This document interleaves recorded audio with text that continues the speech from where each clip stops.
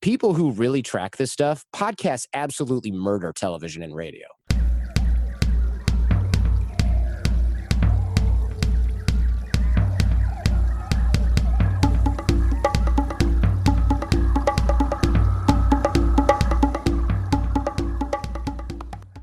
Howdy doody. Welcome back to the Wild Business Growth Podcast presented by Hippo Direct. This is your place to hear from a new entrepreneur or innovator every single Wednesday morning who's turning wild ideas into wild growth.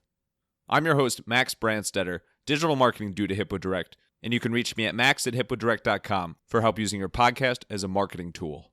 This is episode number 83, and today's guest is Jordan Harbinger. He is the award-winning host of The Jordan Harbinger Show, named Best of 2018 by Apple. He previously served as host for 11 years of The Art of Charm, consistently named as one of the best podcasts in the world. He's interviewed over 1,000 of the most brilliant people you'll ever hear from, including Seth Godin, Malcolm Gladwell, Tony Hawk, Larry King, and even the late Kobe Bryant. In this interview, Jordan opens up on his crazy backstory, how he's been able to grow his top podcasts, and what you can do to connect with big guests yourself, as well as reconnect with those you've lost touch with. Buckle up for Jordan. Enjoy the show. Alrighty, we are here with Jordan Harbinger, the man who has interviewed more cool and interesting people than Bruce Almighty. How you doing today, Jordan? I'm good, man. Thanks for having me on. Of course. Thank you for making the time. It's going to be a bit of rapid fire today, and so we're just going to challenge you here. But I am going to start you off with the same question I ask all of my guests, which is, how the hell did you get kidnapped twice? I have an affinity for a kidnap. Now, what happened was back in the day, like 20 years ago, I moved to Mexico, and I was broke and 20 years old. So I lived in basically the hood, and it was like I found the place through a friend of a friend of a friend, and they're like, "Oh yeah, my parents live in this neighborhood." Like, I wouldn't hang out outside at night, but you can, live here and you can sleep on our rooftop. They had like a guest house, but on the roof. It's sort of hard to explain, but it's literally just what it sounds like. And I was like, cool. Yeah, it's like a separate house on the roof that you take a staircase to from inside the house. So it's but it's outside the house. It's sort of complicated. Whatever. It's a house they probably built pretty much by hand, like, the building codes in what I assume was at one point an illegal settlement outside Mexico City was relaxed. Of course. So I took what ended up being a fake taxi, which is a super common scam and was super common even back then, honestly. And people fall for it all the time, especially foreigners. And that guy probably lived in my neighborhood and was going downtown to scam people and was just like, wow, there's a gringo out here. This is awesome. So I got into a fake taxi, and they did actually kidnap me, but I escaped before he could, because it's pre-mobile phone. So he was like, stay in the car. I'm going to go ask for directions. And I was like, I'm definitely being kidnapped, because I'd already been like, let me out. What's going on? Why the door's locked? Where are we going? All this stuff. And he was trying to be like, be cool, bro. And I was not cool. And it was, again, before mobile phones, so he couldn't call his buddies or reinforcements or criminal to like come out to the car. But I also wasn't distracted on freaking Instagram and noticed that I was being taken somewhere that wasn't supposed to happen. And so that, fortunately or unfortunately, was the first time. And then the second time I got do you know what a Fulbright is? It's like a scholarship to study something overseas. Is that like a scholarship to study something overseas? Yeah, nailed it. So I had something similar to that, which was very similar to what you had just said. Actually, you're really you're a sharp cat. And I think you've been taking notes vigorously.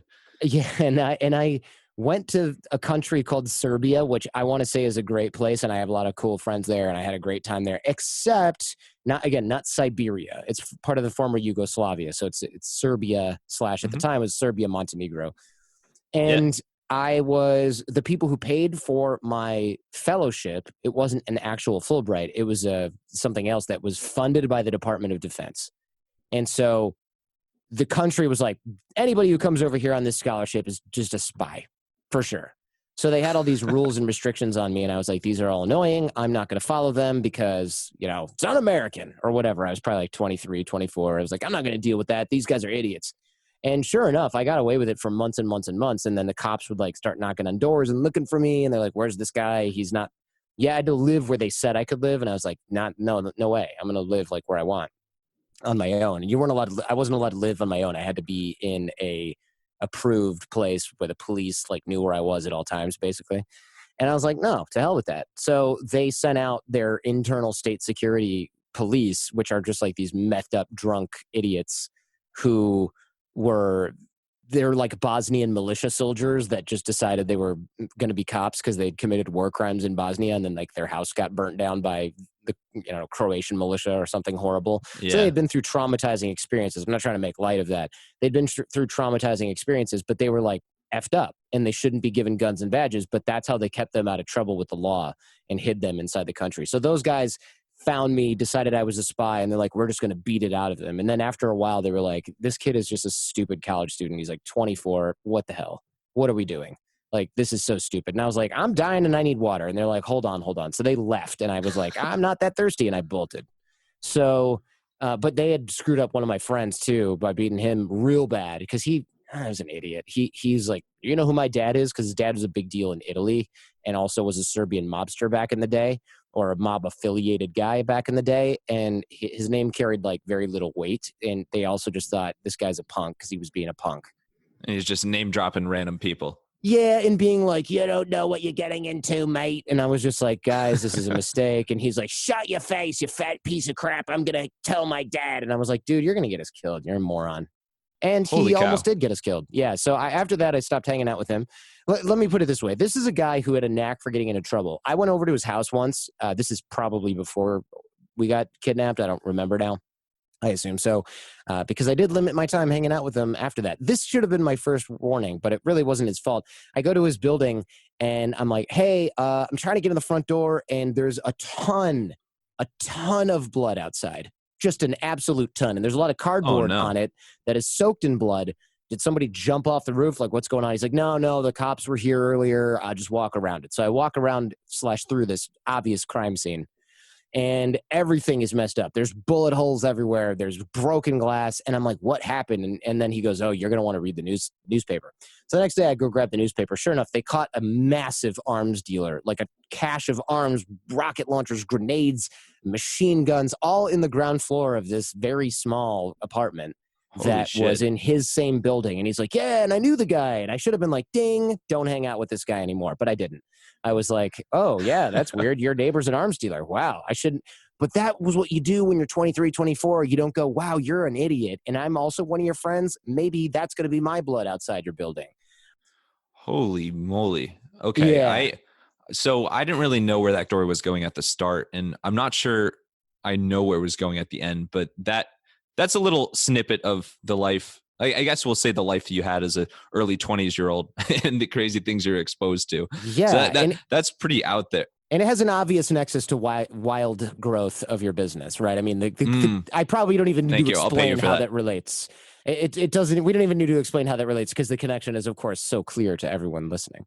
Yeah, that's actually what the show was named after. Mm-hmm. So in the name of terrible segues, after that, you got into, I know you did the law world for a while, and eventually you got to the radio and podcasting world. And so let's kind of pivot here to that, podcast pivot here to that. So you led Art of Charm for over a decade. I know you did over 700 episodes there. And then a few years back, two and a half years back at the time of this recording, you really reinvented yourself with the Jordan Harbinger show. And your previous show had tons of success. I mean, consistently in the top charts on Apple Podcasts. And your new show in 2018 was named Best of Apple from the podcast standpoint. So first of all, congrats on that. Thank you. And again, that is a hell of a pivot from your upbringing before that. But what advice do you have for more or less reinventing yourself and launching something that is just in a different vein than something where you kind of made your mark before? Well, to be really honest, it wasn't like a plan, but I had been so sick of working with the people in my old business, and I was so sick of the topic that I was just like, okay, I naturally pivoted because I follow my own interests. And that sounds revelatory, I'm sure. But a lot of people hold on, let me get out a notepad. But a lot of people who do podcasts, they will do things like, what's going to get the most search traffic for this? Or like, what's going to get the most SEO, blah, blah, blah for that, or like this other sort of metric, like what's trending Right. up right now. Ooh, blockchain, AI on the blockchain, like they're making things for that. So I don't recommend doing that, and I don't do that. So now the Jordan Harbinger show has episodes that are like, what's going on in Hong Kong with the protests, and why is that important even if you don't live in China? Like, why could that change the world? And then the one before that would be an interview with Muhammad Ali's daughter, who's also a boxer and like very much into personal growth. And then after that was somebody who teaches emotional agility, which is like really, really clever strategies for managing emotions, whether you're a leader or just somebody who wants to be highly effective. And she's like an international superstar. But then before that, I had a guy who goes undercover and busts counterfeiting rings, which all those fake handbags you see at markets in LA, for example, it's Yeah. like one or two rungs up from the little old lady selling it to you is hardcore organized crime, like MS-13 drug cartel gangs that are Man. smuggling people and guns and drugs. And then like, oh yeah, here's counterfeiting as like a revenue stream. So you think, oh, I bought fake Beats by Dre. It's like you are supporting human trafficking potentially. And also, that makeup you're putting on your face that says Kylie Jenner, but it's fake and it was half price, like may have rat feces in it or worse. Of So, course. I mean, who hasn't experienced that? and it's real. I mean, there's like, fake cancer in a more nefarious sort of dark turn. There's a huge industry of fake cancer drugs that are Oh my God. designed essentially to kill the user because they have no active ingredient in them. And nobody's going to do an investigation or an autopsy on somebody who dies of cancer that had cancer.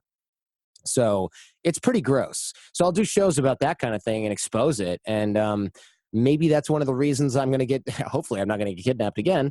But that's kind of the trouble I find myself getting into. But now I can do it from the safety of my home studio wearing, merely a pair of boxers and a t-shirt. Well, I'm glad you at least have some articles of clothing on. Yeah, I'm just juicing it up for you. But yeah, let's assume I'm wearing clothes right now. Appreciate the imagery as well. So clearly there's no topic that you're scared to talk about, and you can just feel your passion and natural curiosity in these things. And I think, I mean, you mentioned, alluded to a few of the episodes there and the amazing guests you've had, but like you've literally had some of the most famous, brilliant, interesting people out there on your show, and they've covered such a wide range of industries. What can you tell us about getting in contact with these big names that seemingly seem so far away, but in a way, everybody's accessible to a degree? Yeah, let me put it this way. Booking guests on a show is one of the hardest jobs. It's one of the hardest parts of doing the show. Unfortunately, it's also the least fun part of doing a show. And everyone's like, why don't you hire a guest booker? Here's the thing. I've got friends that are guest bookers for some of the best and most popular TV shows around, talk shows that you've heard of, maybe even have watched a bunch. And I'll hire them and they're like, yeah, booking for this is what I do. I'm going to kill it. And then they realize, wow, people don't really know what podcasts are. Or like a publicist who works for a big star will say, podcasts? Yeah, nah. If I bring that to the meeting, they're going to be like, what? No, where's Newsweek in Time? And that's because the legacy media has a better rep. But you and I know this from data, and you probably also know this anecdotally or possibly from your own data. People who really track this stuff, podcasts absolutely murder television and radio. They just not in terms of like reach, but if you go and you do a podcast and you reach, or 10 podcasts, and let's say you reach 1 million people on those 10 shows, each show is 100,000, you're going to sell a crap ton more books than if you go on Ellen for 10 minutes. In fact, you're going to sell more books on a show that has 100,000 listeners than you are if you go on Ellen, because it's targeted. People are paying attention. They're not just like passively watching you on mute at the gym on the treadmill, which is where a lot of daytime TV consumption happens. Now, if you're offering like some bullcrap health solution that's like the South Beach diet, yeah, you're going to do well on a show where people believe everything they hear from a celebrity. But if you have anything even remotely intelligent to discuss or talk about or sell, podcasts are the way to go. They just are.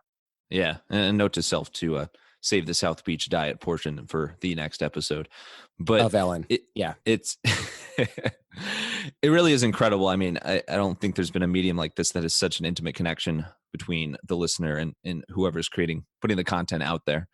And you are so good at getting the most interesting things out of your guests. How do you unleash that natural curiosity and keep the interviews interesting as opposed to getting repetitive over time? Because you just have interviewed so many people, and it's obviously so time consuming. There's got to be an art to it.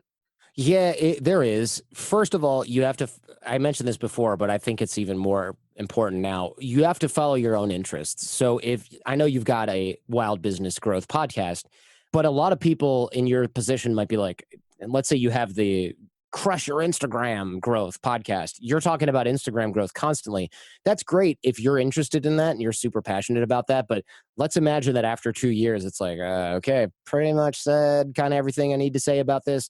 You have to be able to pivot. And so I strongly recommend when people are thinking of branding, they don't name their show something like grow your Insta.com podcast. Like that's maybe something that's going to wear on you. .co.uk. Right. So you got to be really careful with that. And a lot of people make that mistake. And I've made that mistake in the past with other businesses.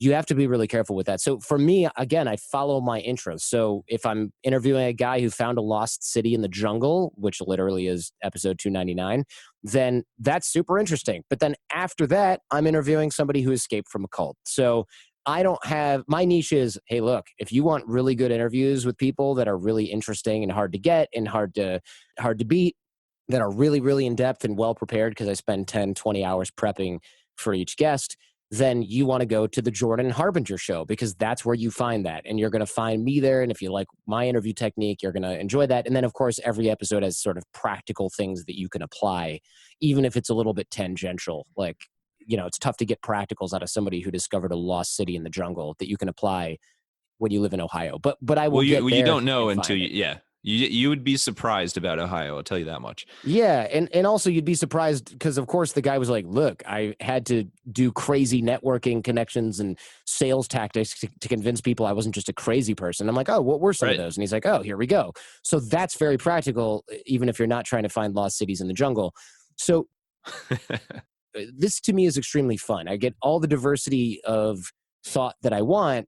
And I don't ever feel like I'm pigeonholed into something that's not going to make sense for me or for the listening audience. And that is crucial. That's extremely, extremely important. Otherwise, you will get bored of doing it. And I talk to a lot of YouTube personalities and things like that.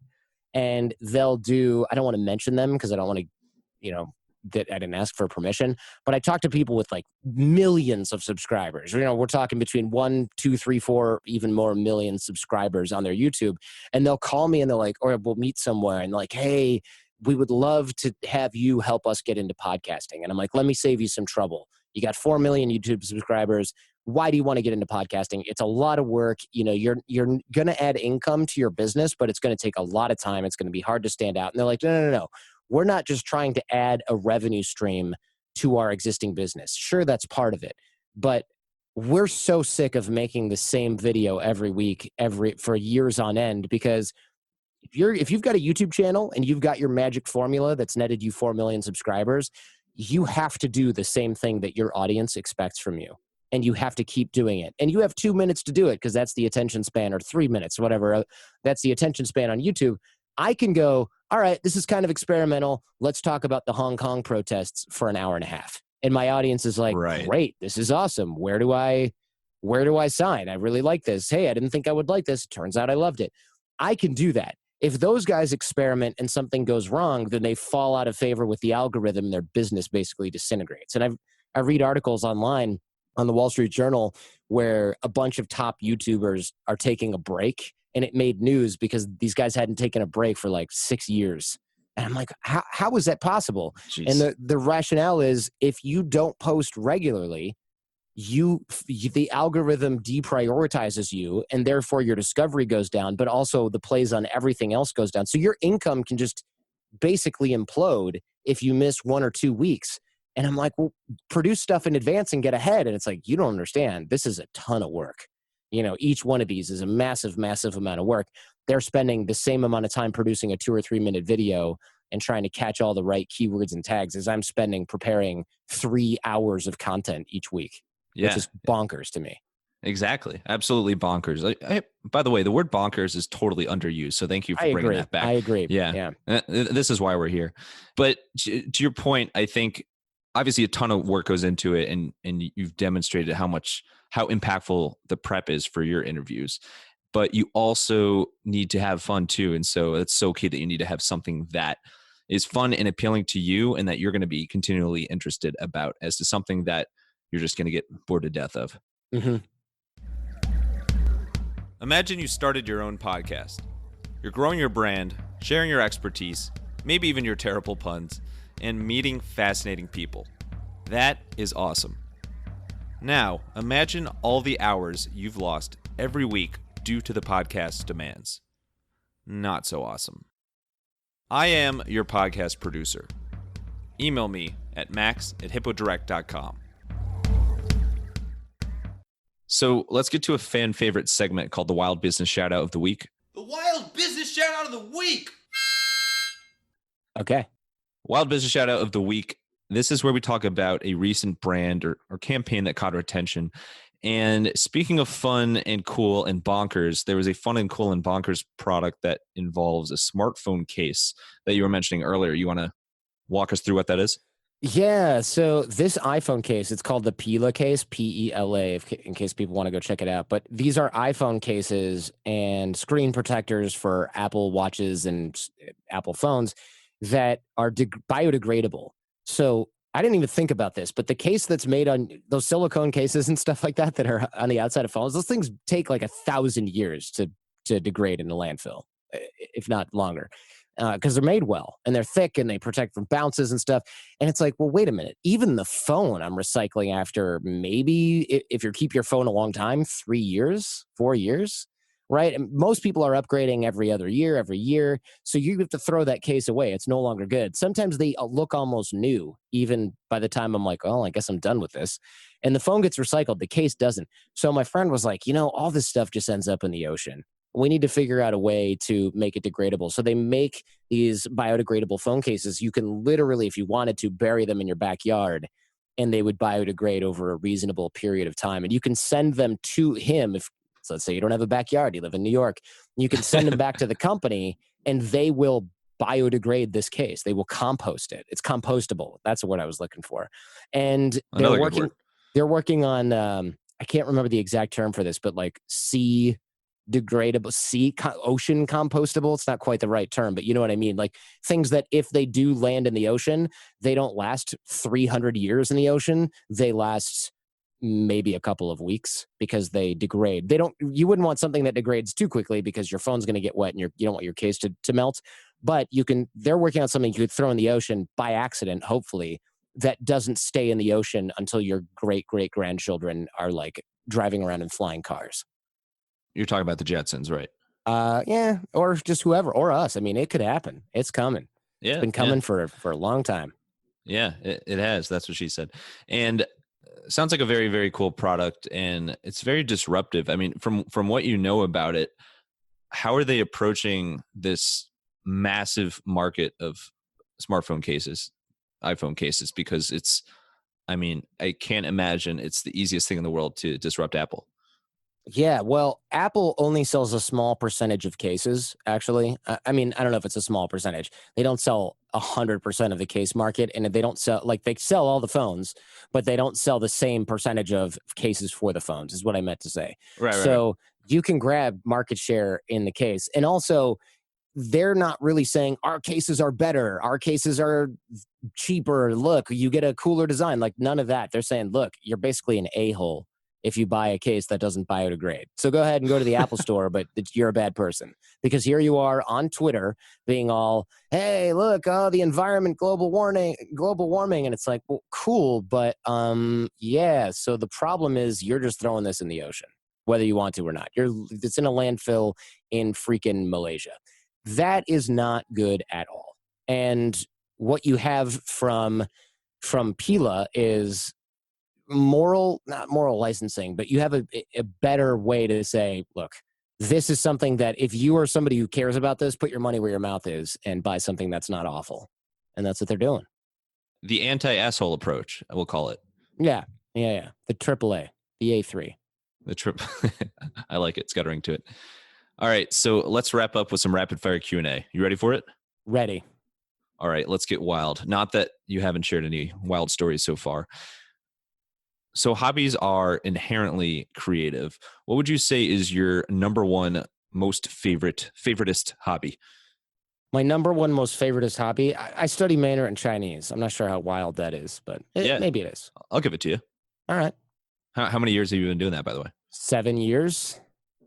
Congrats on that. I would congratulate you in Mandarin, but my Mandarin is limited. It's okay. This is the slowest rapid fire I've ever been through, by the way. Just thought I'd throw that out there. I'm actually my rapid fire is not known for being the most rapid. It's like a musket that they're like, hey, this thing is rapid fire. It's like, no, it's a musket. Yeah. Well, you should have seen when those things came off the press, how impressive they were. I bet.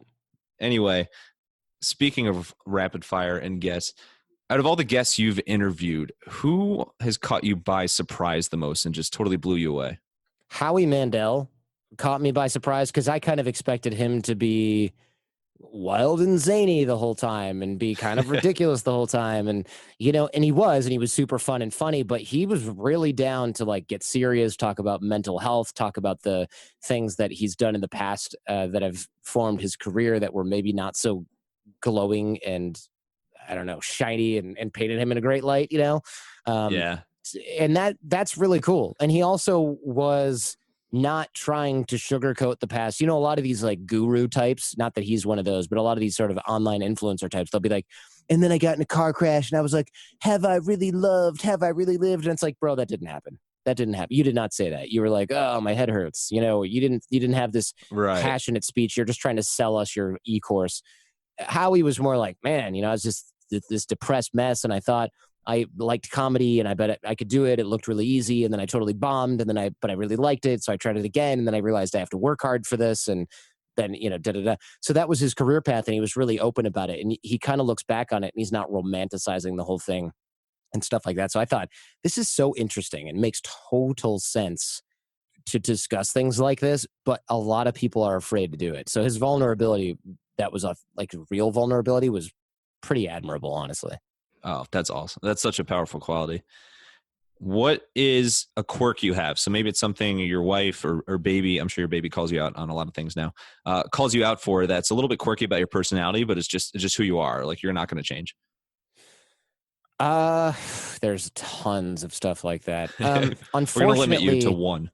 Yeah. I think one thing that happened today was I kind of have a short fuse. It's not like I don't like explode into rage or anything like that, but I get really impatient with people. And I think it's because I'm impatient with myself, and that sucks. And I've tried to work on it. And there's a lot of like, oh, self-compassion and self-care. But I'm like, a lot of the reason that I have that is also the reason that I'm successful in what I do. So I'm not in a massive hurry to change it because it's just not, it'll either happen naturally and I'll deal with it that way, but I'm not going to be all like, oh, I've decided that everything happens for a reason and, just let the flow of the universe. No, that sounds like you actually. Yeah, right. So my personality is not like that. And to try to change that, I think it would suck. It would be annoying for the show. It'd be annoying for the business. I don't want to slow down. But also that's kind of like, where's my damn coffee mug? What the hell? Where did right. I left it in the garage. That was me. Yep. Sorry, everybody. Yeah, no, I'm an a-hole. Bye. Yeah, that's kind of how that works. So I was just like, it happens a lot, actually, unfortunately. Yeah, it happens. You got to let it out sometimes. What is the craziest idea you've ever had? Oh, I mean, it's definitely doing the Jordan Harbinger show because when I was in a basement talking with my friends drinking in law school about body language and networking and how it was going to help us become better attorneys and generate business for the firm, I was like, I need to upload these MP3s to the internet. And my friend was like, that's just not even possible. And another person was like, actually, podcasting, this brand new technology allows you to put MP3 sound files online and people can download them and play them on their computers because there were no smartphones or no iPhones anyway back then. And I was like, no way. So I tried it out and here we are, not a lawyer anymore. That was 13 years ago. That's a hell of an idea. Well, it seems like it's worked okay for you. And thank you for the fabulous segue as well. Thank you so much, Jordan, for coming on the show and sharing your stories and your tips for how you've grown your brand and screamed about your coffee and all that. So thank you for coming on. And where is the best place for people to find the Jordan Harbinger Show and connect with you any other way you prefer? Sure. Podcast, The Jordan Harbinger Show on any podcast player, obviously. And, I am all over social at Jordan Harbinger on Twitter, Instagram. I love hearing from people. Perfect. Yeah. Last thing here, final thoughts. Stage is yours. It could be a quote. It could be another kidnapping story, whatever you want. Send us off here. A lot of people, let's see here. You know what? Here's something. I'll give people a practical thing. Tomorrow and for the rest of the week, depending on when you listen to this, open up your phone, go to the bottom of your text messages, and those are all those old threads where people are, where they're like, you haven't talked to them in 4 years because you had lunch with them once and you never kept in touch. Text 4 or 5 of those people and use their name so they know it's not a mass text. Use your name so they know who the hell you are if they didn't save your number. Tell them you did a bad job of keeping in touch and you're curious what they're up to now, and give them a tiny little update about what you're up to, just in like a 4 or 5 line text. You'll be so surprised at the kind of re-engagement you get from people. And it's amazing because I do that every day with 4 people. I call it Connect 4. And, half don't reply, but the other half that do, after a few months, you start seeing opportunities fall in your lap. People will be like, hey, do you do keynote speeches? I'm going into a sales meeting and, you're top of mind since we talked last month. And you'll get a speaking gig, you'll get a client, you'll end up meeting somebody who lives near you now that you didn't realize lived near you. It's amazing. It'll change your whole life if you do it consistently. That is awesome. Thank you so much, Jordan. I have to go text my mom and Do it. Circle back soon. All right, buddy. I text my mom every day. Don't be silly. Thank you, Jordan, for sharing your crazy, crazy story and crazy, crazy wisdom. And thank you, wild listeners, for tuning in to another episode. If you want to hear more wild stories like this one, make sure to subscribe to this podcast on your favorite app and leave us a 5-star review on Apple Podcasts. You can also splash around in some marketing and business growth resources at hippodirect.com/blog and hippodirect.com/newsletter. That newsletter is the Hippo Digest, and it's your place for wild marketing ideas every single week. And of course, if your social media senses are tingling, come connect and say hey or whatever you feel like orating on your favorite social media channels at the handles Hippo Direct and Max Branstetter. Until next time, let your business run wild. Bring on the bongos!